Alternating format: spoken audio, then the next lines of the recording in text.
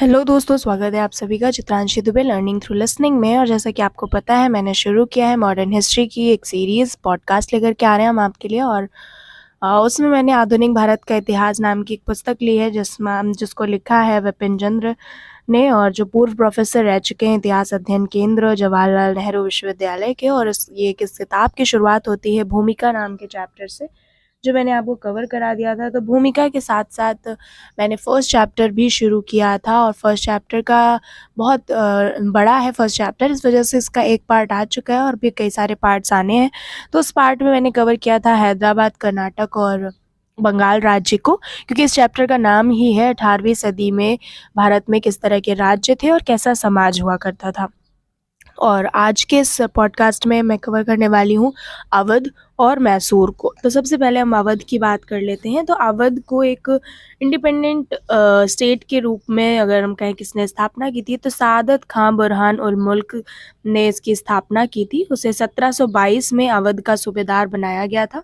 वो बहुत ही निडर, कर्मठ, दृढ़ प्रतिज्ञ और तेज आदमी था। उसकी नियुक्ति के समय कई बगावती जमींदारों ने प्रांत में हर जगह सिर उठाया। उन्होंने मालगुजारी देने से इनकार कर दिया और अपनी निजी सेवाएं गठित की, किले बनाए और शाही सरकार की अवज्ञा की। वर्षों तक सादत खान को उनसे लड़ना पड़ा। उसने अंधेर गर्दी को खत्म किया और बड़े जमींदारों को अनुशासित किया। इस प्रकार उसने अपनी सरकार के वित्तीय संसाधनों को बढ़ाया।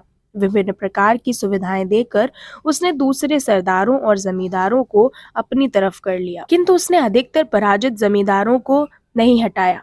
अधीनता स्वीकार करने और देय रकम यानी कि भू राजस्व नियमित रूप से अदा करने पर सहमत होने के बाद उन्हें भी अपनी जगह पर पक्का कर दिया। सादत खान ने भी 1723 में नया राजस्व बंदोबस्त यानी कि रेवेन्यू सेटलमेंट लॉन्च किया। कहा जाता है कि उचित भू लगान लगाकर और बड़े जमींदारों के जुल्मों से बचाकर उसने किसानों की हालत को बेहतर बनाया। बंगाल के नवाबों की तरह ही उसने हिंदुओं और मुसलमानों के बीच कोई भेदभाव नहीं किया था। उसके अनेक सेनापति और उच्च अधिकारी हिंदू थे। उसने हठीले जमींदारों, सरदारों और सामंतों को उनके धर्म का कोई ख्याल किए बिना दबा दिया। उसके सैनिकों को अच्छे वेतन मिलते थे। वे हथियारों से सुसज्जित और सुप्रशिक्षित थे। उसका प्रशासन कार्यकुशल था। उसने भी जागीरदारी प्रथा को जारी रखा था। 1739 में यानी कि 1739 में अपने मरने के पहले वह वस्तुतः स्वतंत्र बन गया था और उसने प्रांत को अपनी वंशागत जायदाद बना लिया था। उसकी जगह उसके भतीजे सफदरजंग ने ली। साथ ही 1748 में उसे साम्राज्य का वजीर भी बना दिया गया।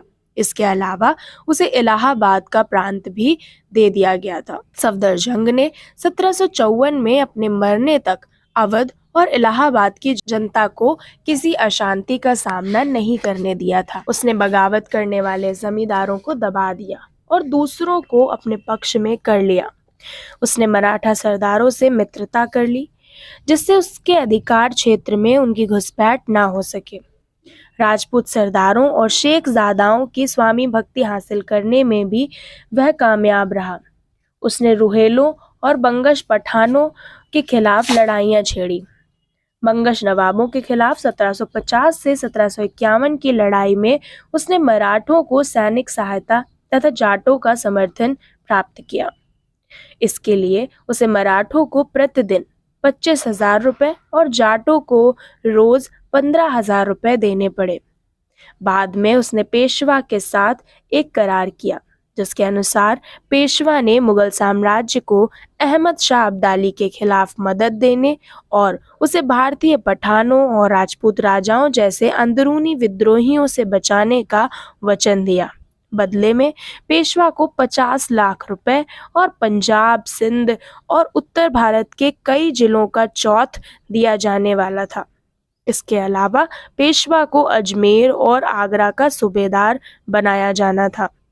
मगर पेशवा दिल्ली में सफदरजंग के दुश्मनों से जा मिला, जिन्होंने उसे अवध और इलाहाबाद का सूबेदार बनाने का वचन दिया। इसलिए ये करार टूट गया था। सफदरजंग ने न्याय की उचित व्यवस्था की। उसने भी नौकरियां देने में हिंदुओं और मुसलमानों के बीच निष्पक्षता की नीति अपनाई। उसकी सरकार के सबसे बड़े ओहदे पर एक हिंदू महाराजा नवाब राय आसीन था। नवाबों की सरकार के तहत लंबे समय तक लगातार शांति और सामंतों की आर्थिक समृद्धि के परिणाम स्वरूप अवध दरबार के इर्द गिर्द एक विशिष्ट लखनवी संस्कृति कालक्रम से विकसित हुई।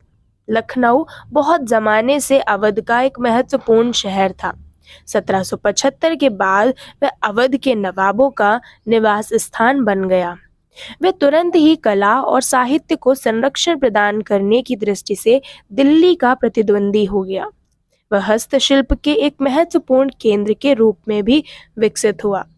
स्थानीय सरदारों और जमींदारों के संरक्षण में दस्तकारी और संस्कृति दोनों का असर कस्बों तक पहुंच गया था। सफदरजंग ने नैतिकता बनाए रखी। वह जिंदगी भर अपनी एकमात्र पत्नी के प्रति वफादार रहा।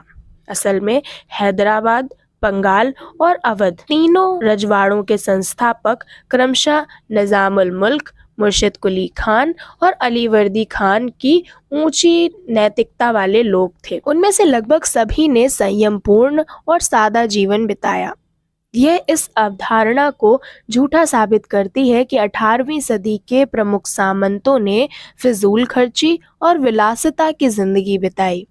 केवल अपने सार्वजनिक और राजनीतिक व्यवहार में ही उन्होंने धोखाधड़ी, षड्यंत्र और विश्वासघात का सहारा लिया। तो दोस्तों, ये था आपका अवध राज्य, जिसे हमने बहुत ही इत्मीनान से सुना और समझा। तो अभी जो हमारा नेक्स्ट राज्य रहेगा वो मैसूर राज्य रहेगा। तो हम मैसूर के बारे में बात करेंगे कि मैसूर में उस समय क्या चल रहा था, किसने उसको स्थापित किया था और कौन किस तरह का वहाँ का समाज था। तो चलिए जानते हैं मैसूर के बारे में कि दक्षिण भारत में हैदराबाद के पास हैदर अली के अधीन जिस सबसे महत्वपूर्ण सत्ता का उदय हुआ था वो मैसूर था। विजयनगर साम्राज्य के अंत होने के समय से ही मैसूर राज्य ने अपनी कमजोर स्वाधीनता को बनाए रखा और नाम मात्र को ही एक मुगल साम्राज्य का अंग था। 18वीं सदी के शुरू में नंजराज, जो कि सर्वाधिकारी था, और देवराज, जो कि एक दुलवई था, नाम के 2 मंत्रियों ने मैसूर की शक्ति अपने हाथ में ले रखी थी। इस प्रकार वहां के राजा चिक्का कृष्णराज को उन्होंने कठपुतली में बदल दिया था। हैदर अली का जन्म 1721 में एक अत्यंत सामान्य परिवार में हुआ था।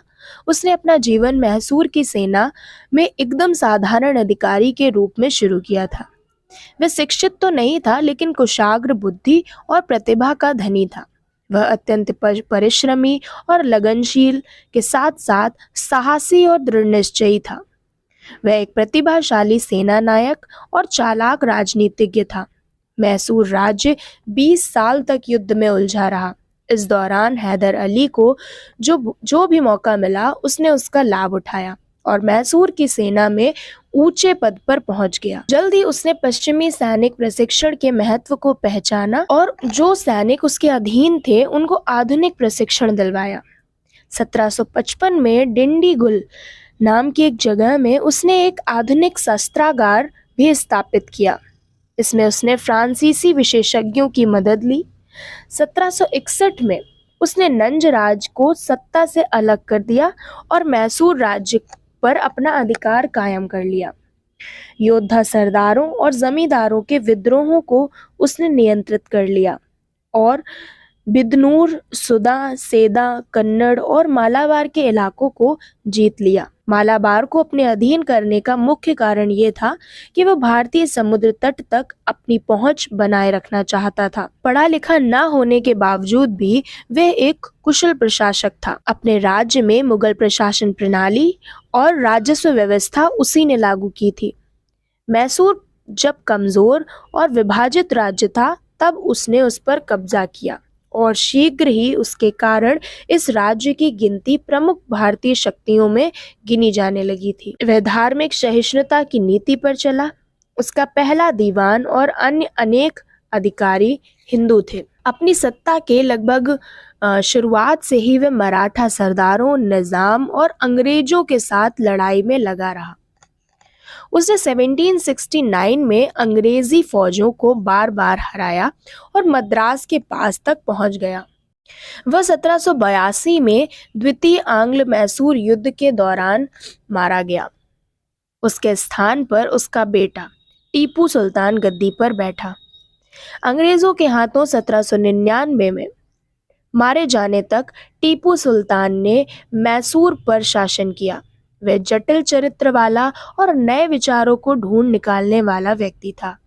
एक नए कैलेंडर को लागू करना, सिक्का ढलाई की नई प्रणाली काम में लाना और माप तौल के नए पैमाने को अपनाना उसके समय के साथ साथ अपने को बदलने की इच्छा के प्रतीक थे। उसके निजी पुस्तकालय में धर्म, इतिहास, सैन्य, विज्ञान, औषधि विज्ञान और गणित जैसे बहुत सारे विषयों की पुस्तकें थीं।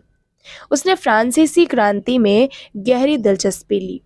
उसने श्रीरंगपट्टनम में स्वतंत्रता वृक्ष लगाया और एक जैकोबिन क्लब का सदस्य बन गया। उसकी सांगठनिक क्षमता का प्रमाण ये है कि जिन दिनों भारतीय फौजों के बीच अनुशासनहीनता आम थी, उसके सैनिक अंत तक अनुशासित और उसके प्रति वफादार रहे। उसने जागीर देने की प्रथा को खत्म करके राजकीय आय बढ़ाने की कोशिश की। उसने पॉलीगैरो की पैतृक संपत्ति को कम करने और राज्य तथा किसानों के बीच के मध्यस्थों को समाप्त करने की भी कोशिश की थी। मगर उसका भू राजस्व उतना ही ऊंचा था जितना अन्य समसामयिक शासकों का।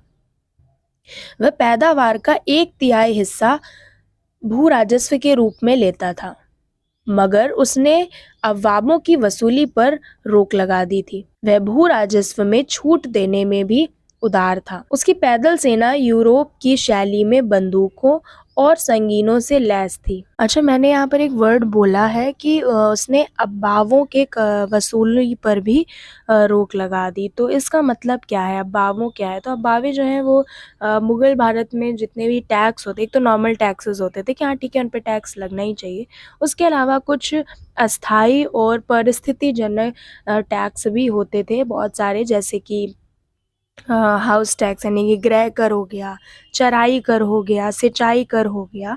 तो इन सभी टैक्सेस को हम अबवाब कहा जाता था और कहते हैं उनको। तो इन्हें हम अतिरिक्त कर भी कह सकते हैं, ठीक है।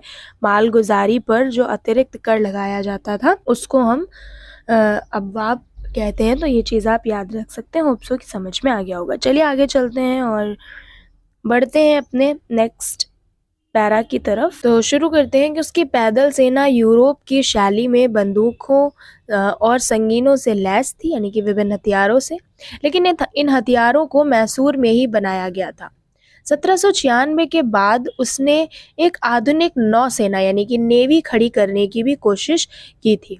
इसके लिए उसने 2 नौका घाट बनवाए थे और जहाज़ों के नमूने तो उसने स्वयं तैयार कराए थे। अपने व्यक्तिगत जीवन में वह एकदम सादा था। उसे किसी प्रकार का कोई भी व्यसन नहीं था और विलासिता से वह तो कोसों दूर था। वह एक दुस्साहसी योद्धा था और अत्यंत प्रतिभाशाली सेना नायक था। उसकी एक अत्यंत प्रिय उक्ति थी, यानी कि एक कहावत वो अक्सर बोला करता था कि शेर की तरह एक दिन जीना बेहतर है, लेकिन भेड़ की तरह लंबी जिंदगी जीना अच्छा नहीं। इसी विश्वास का पालन करते हुए वह श्रीरंगपट्टनम के द्वार पर लड़ता हुआ मारा गया था। लेकिन हर काम में वह जल्दबाजी करता था और उसका स्वभाव स्थिर नहीं था। एक राजनीतिज्ञ के रूप में 18वीं सदी के किसी भी शासक की तुलना में वह दक्षिण भारत के लिए या दूसरे भारतीय शासकों के लिए अंग्रेजी राज के खतरे को अधिक ठीक तरह से समझता था। अंग्रेजी सत्ता जो कि काफी उस समय बढ़ रही थी, अंग्रेजी सत्ता के समक्ष वह दृढ़ निश्चयी शत्रु के रूप में खड़ा हुआ था और अंग्रेज भी भारत में उसको अपना सबसे खतरनाक दुश्मन समझते थे।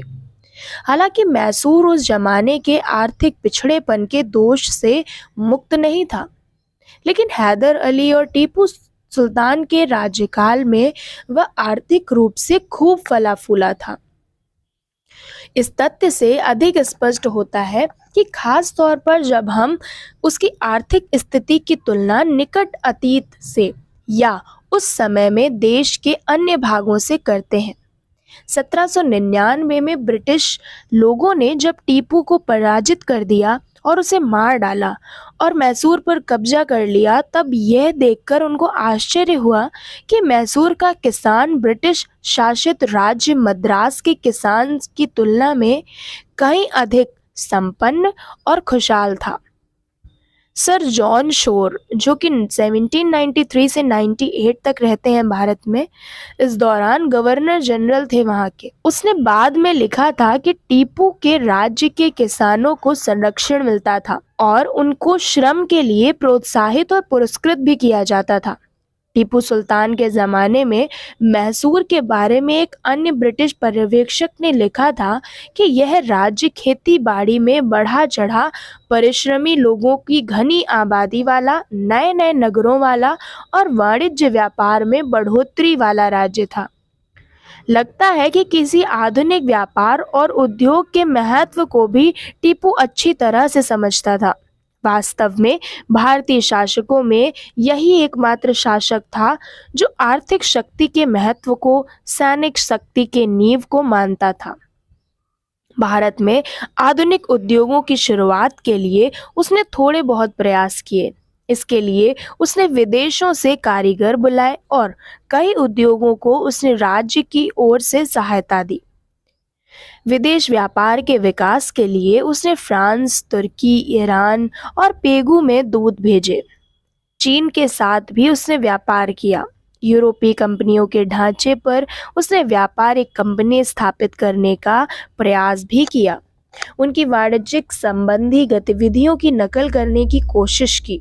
बंदरगाह वाले नगरों में व्यापारिक संस्थाएं स्थापित करके उसने रूस और अरब के साथ व्यापार बढ़ाने का भी प्रयत्न किया था।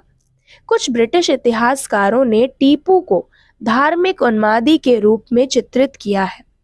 यद्यपि अपने धार्मिक दृष्टिकोण में वह काफी रूढ़िवादी था, लेकिन दूसरे धर्मों के प्रति उसका दृष्टिकोण बहुत ही सहिष्णु और उदार था।